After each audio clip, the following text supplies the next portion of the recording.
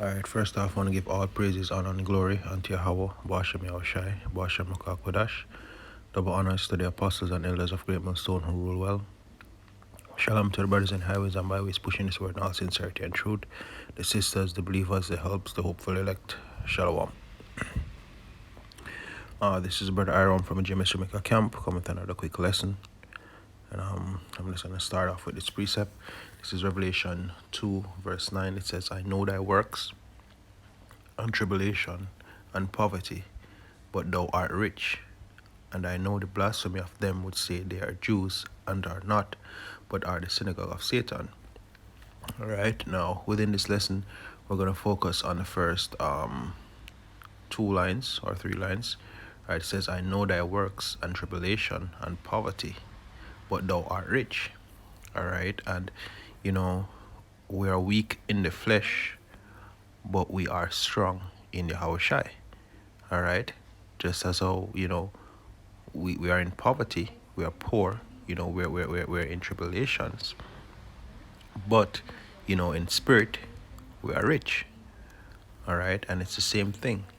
Alright, and the inspiration of this lesson was actually watching a few I was watching actually an animated series, and one of the characters throughout the whole series, he was not physically, he was not strong, he wasn't much of a fighter, he was always scared, but he was actually very smart and actually good at understanding situations and giving advice.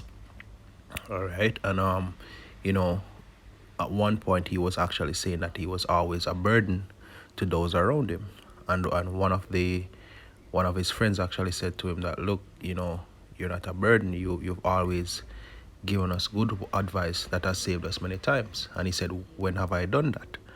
Right, and then there was a next instance where they were in a very dire situation, and the strongest of all of them, well, the second strongest actually, said to him that, look, I have two ideas in what I need to get done, but I want you to tell us which one to do, because in situations you've been always the one to make the right choice, especially when it's very dangerous.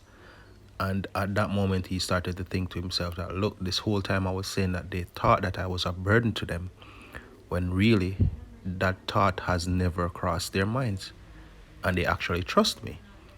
And I could relate to various times in the truth, even most recently, where I felt as if I'm always messing up, I'm always doing something to that's causing an issue, or some decisions that I've been making, or some things that I'm going through, saying that oh I'm weak, and I'm not fit, and thoughts like that started to come into my mind. I was like, look at this brother is doing that, and that brother doing that. Not to say that I wish that I was those brothers, but I started to compare myself, and was wondering, maybe the brothers are thinking that, why is Aram always doing this, or why is Aram always doing that, when really being around brothers, that hasn't happened. And I've been in situations where brothers would some brothers would, or a certain brother would confide in me and say they feel that they're always at the bottom, and he was wondering if brothers was thinking about him this way or that way. I'm saying that, bro, that thought has never crossed, I can speak for myself, that has never crossed my mind. And I don't believe that the brothers are actually looking at you that way. We all understand that we're all different. So when I saw that scene, it really had me thinking on that.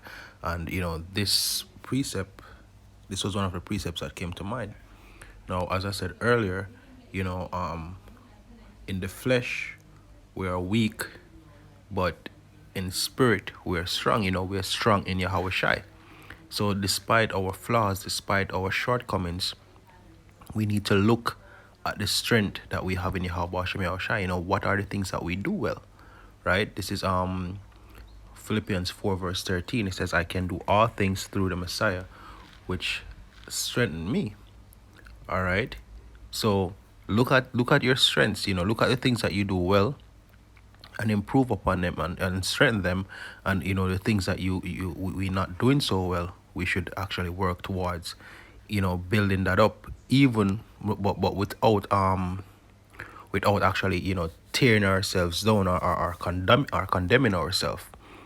you know it's not a thing where we should be condemning ourselves, and that would actually cause demons to jump on you, thinking that brother is looking on you funny, when nothing in the brother's mind is against you in any way, shape, or form.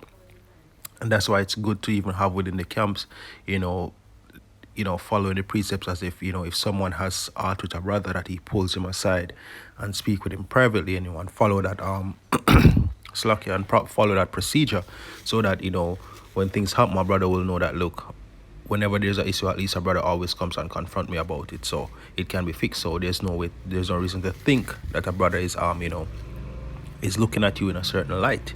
And also us looking at ourselves within a certain light. We should always remember that we're strong in Yahawashi. We bring out these precepts, and we have this understanding through Yahawashi. That is where our strength is from, right? And we all have different gifts. We have different lots, and it's for us to pray to Yahawashi to show us what our lots, what consists of our lots, so that we don't try to be another brother, or want to take another brother's skill. For example, if a brother is a hand and you're the feet, don't try to be the hand. Excel at being the feet. But you can admire what the hand does. But that should motivate you. The hand is being the hand so well. I want to copy that, in the sense of, I want to be the best feet that I can be. All right. So it's definitely, I know that it's something that brothers go through. I myself go through it. I've seen other brothers go through it. So I know that, it's a thing that can cross brothers' minds. But it's, we all have our roles. All right. Now, next precept is Romans 12 verse 4. It says, "For as we have many members in one body, and all members have not the same office."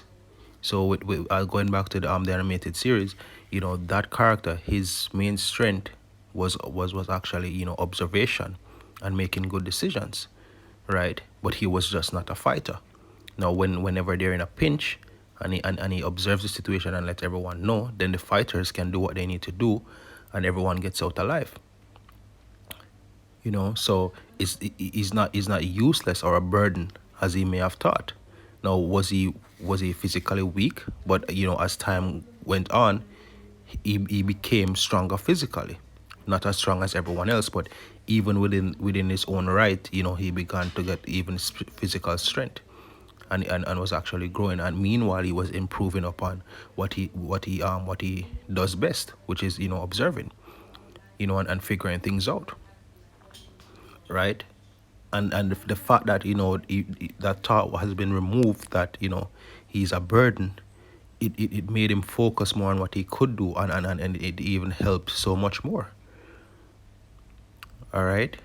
So I'll read this again. It says, for as we have many members in one body, and all members have not the same office, so we, being many, are one body in Amashiach, and everyone members one of another, having then gifts different according to the grace that is given to us. So it's the same thing. Yeah, don't focus on your don't over don't be consumed by your weaknesses. Also acknowledge what are your strengths. And if you don't know what your strengths are and what your weaknesses are, ask Yahawashi to give you the spirit of discernment to know which is which, so that you can work on them accordingly. Right? Whether prophecy, let us prophesy according to the portion of faith. Or our ministry, let us wait on our ministering. Or he that teacheth, on teaching. Or he that exhorteth, on exhortation. He that giveth, let him do it with simplicity. He that ruleth, with diligence. He that sheweth mercy, with cheerfulness. Brothers always tell me, if you come to my channel, yes, you'll see a few things about prophecies, the overall doctrine in the MOTB, the war, all of that. But majority of my lessons are lessons of exhortation, and that's just my spirit. All right.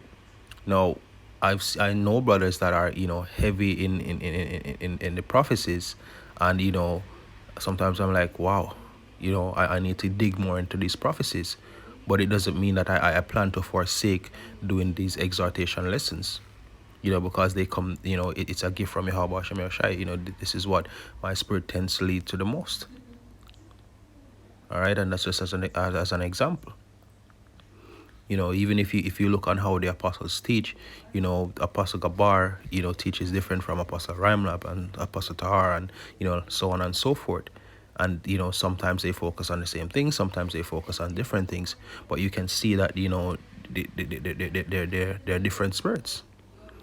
And you don't see the apostles trying to be each other.